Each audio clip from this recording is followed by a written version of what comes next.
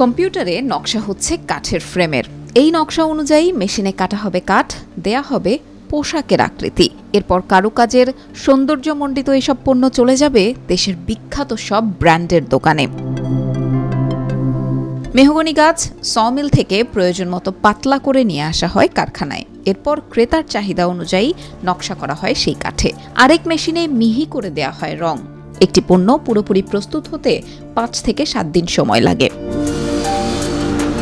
বরিশাল বিসিক শিল্পনগরীতে এভাবেই কাজ চলে এম এ রশিদ আরিফের কারখানা হাসিনা কুটির শিল্পে। দিনভর চলে কাঠ কাটার শব্দ। শূন্য হাতে কাজ শুরু করে একটি কারখানার মালিক হতে পারবেন তা ভাবতেও পারেননি তিনি। কাঠের বেশ কিছু প্রোডাক্ট আমরা তৈরি করার পর এটা মার্কেটে বেশ ভালোই চলতে থাকে। এরপরে দেখা যায় যে আমরা আড়ংয়ে বিভিন্ন স্যাম্পল দিলাম। আড়ংয়ে স্যাম্পল দেওয়ার পরে আড়ংয়ে স্যাম্পল অ্যাপ্রুভ হলো, সেখান থেকে ভালো অর্ডার আসা শুরু করলো। এরপরে আমরা ধীরে ধীরে আধুনিক প্রযুক্তির সাথে সংযোজন করলাম, সেটাতে রেসপন্স আরও ভালো আসলো। আর সবসময় মূল একটা জিনিস খেয়াল রাখতাম কি, আমার বাবা সারা জীবন কুটির শিল্প নিয়ে কাজ করছে। বাবা আমাকে সবসময় বলতো যে এইটা যাতে এই ধারাটা বজায় থাকে, তো তার ধারাটা বজায় রাখার জন্যই আমি এই ব্যবসায় আসছি এবং এই কাজটাকে আরও সম্প্রসারিত করার জন্য সবসময় চেষ্টা করছি। দ্বিতীয়ত আর একটা বিষয় হচ্ছে গিয়া যে কর্মসংস্থান সৃষ্টি করা। 2004 সালে নারিকেল মালা দিয়ে শুরু করেন হস্তশিল্পের কাজ। নিজেই বিভিন্ন দোকানে গিয়ে তৈরি করা পণ্য দিয়ে বাজার সৃষ্টির চেষ্টা করেন। বাজার সৃষ্টি হলেও মানানসই ছিল না উৎপাদনের গতি। চিন্তা করেন বিকল্প পণ্যের। একটি ব্যাংক থেকে 30,000 টাকা ঋণ নিয়ে শুরু করেন কাঠের পণ্য তৈরি। এরপর আর পিছে ফিরে তাকাতে হয়নি। আমি প্রথম 30,000 টাকা লোন করি একটা জায়গায়। 30,000 টাকা লোন করে ছোট ছোট কিছু মেশিন কিনি।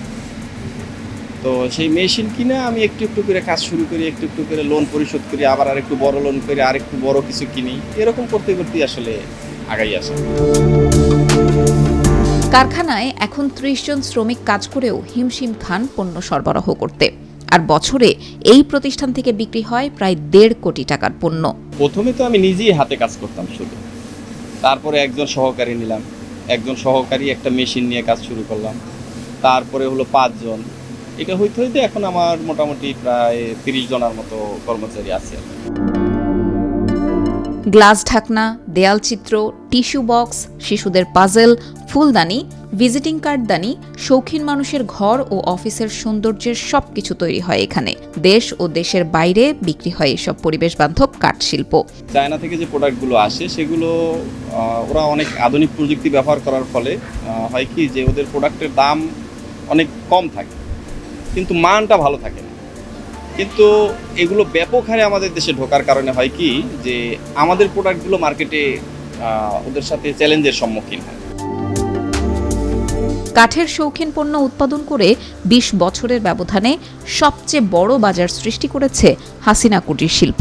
এখানে মেহগনি কাঠ দিয়ে কাজ করা হয়। এখানে আমরা সাধারণত তৈরি করি বিভিন্ন শোপিস, যেমন octagon, web, tissue box, wall hanging, এছাড়া আরও অনেক কিছু তৈরি করা হয়। সারা বাংলাদেশে আমাদের লোকাল কাস্টমার আছে এবং ঢাকা, চট্টগ্রাম, সিলেট এখানেরও কিছু কাস্টমার আছে যারা কি আমাদেরকে অর্ডার করে। এই অর্ডার করা প্রোডাক্টগুলো আমরা তৈরি করার পরে তাদেরকে হ্যান্ড ওভার করে তারা গিয়া লোকাল যে মার্কেটগুলো আছে, ঢাকার মার্কেট, তার যেটা নেয় সেই লোকাল মার্কেটগুলোতে সেল করে।